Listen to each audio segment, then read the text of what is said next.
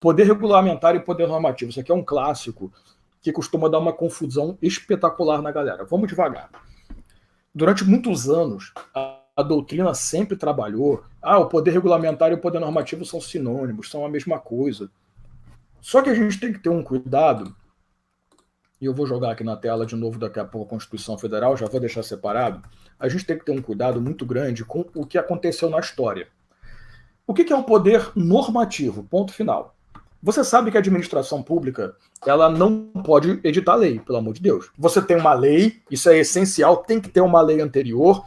Nessa lei anterior, ela demanda, ela precisa de uma regulamentação, ela demanda uma normatização. Então eu preciso editar uma resolução, uma nota técnica, seja lá qual for, uma portaria, para poder justificar aquilo. Você quer um exemplo que eu adoro de poder normativo? Quando você estuda a Lei 8666 de 93, as leis de licitações, tu tem que estudar. Lógico, você não vai fazer isso, porque isso nós professores temos obrigação de fazer isso para você sem você perceber. É o que eu faço, pelo menos.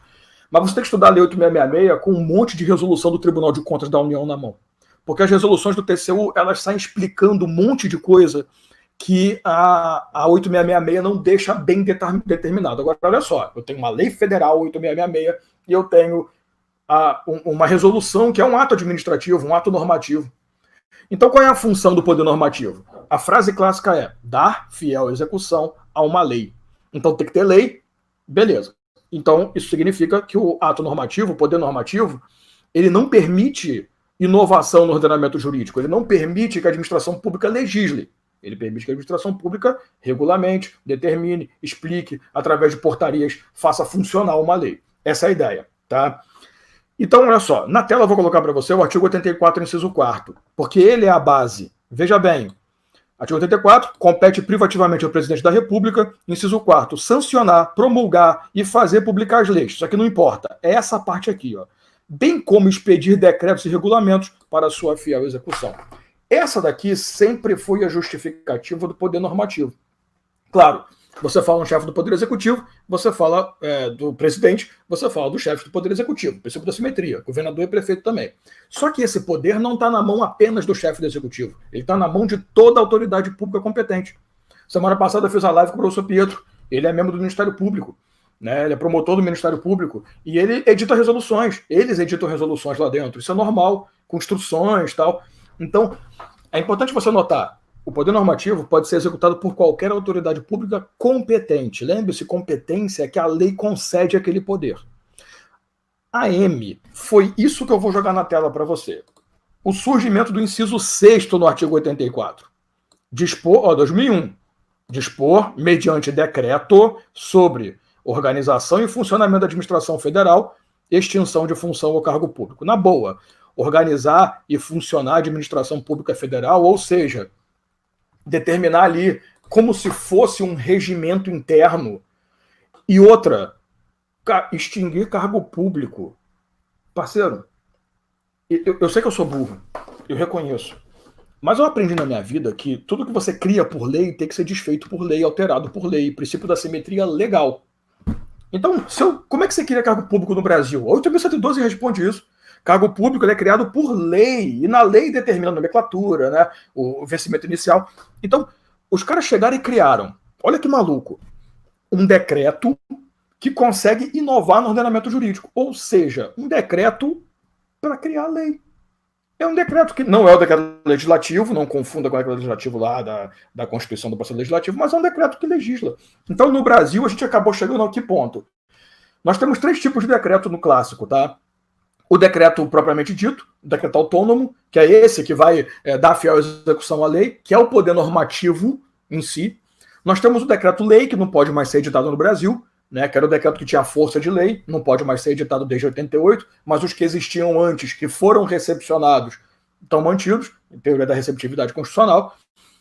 E aí surgiu no Brasil o cacete... Aliás, desculpa, no decreto executivo, que é o primeiro, surgiu o cacete de decreto autônomo. Agora tá certo, decreto executivo ou propriamente dito é o primeiro. O que é o decreto autônomo? É um decreto que inova o ordenamento jurídico. É um decreto que pode criar sistema que uma lei deveria fazer. Cara, isso obviamente foi parar no STF. Isso aqui é inconstitucional, vocês estão malucos, vai pra merda, vai dormir. Aí o STF, que sempre traz aquelas respostas bem inteligentes, falou o seguinte: vocês estão certos. Realmente, decreto autônomo no Brasil não é suportado, salvo nos casos previstos no artigo 84, inciso 6 da Constituição. Pronto. Então ele falou que não existe, mas existem dois casos. Então, com isso, com essa história, surgiu o chamado poder regulamentar. Nós passamos a tratar diferente, por quê? Porque até então o poder normativo era uma coisa só, todo mundo que editava ato de regulamentação, beleza. Agora não. Então, como que você tem que levar para a sua prova? O que é o poder normativo? É o poder de editar atos normativos que a autoridade pública competente tem para dar fiel execução à lei. Ponto. O que é o poder regulamentar? É o poder somente exclusivo dos chefes do Poder Executivo. Então, já tem a primeira diferença. No Poder Normativo, todo mundo pode, no regulamentar, só o chefe do Executivo. E o chefe do Poder Executivo, ele vai editar esse decreto para atender duas demandas específicas, que são extinção de cargo e reorganização da administração pública, federal, estadual, não importa. Preste atenção. Eu estou falando para você que a grande diferença está aí. Se aparecer na sua prova, porque um decreto, gente, só quem edita decreto é o chefe do executivo. Então falou decreto, falou poder regulamentar. É porque decreto é o ato. A forma de um decreto chama-se regulamento.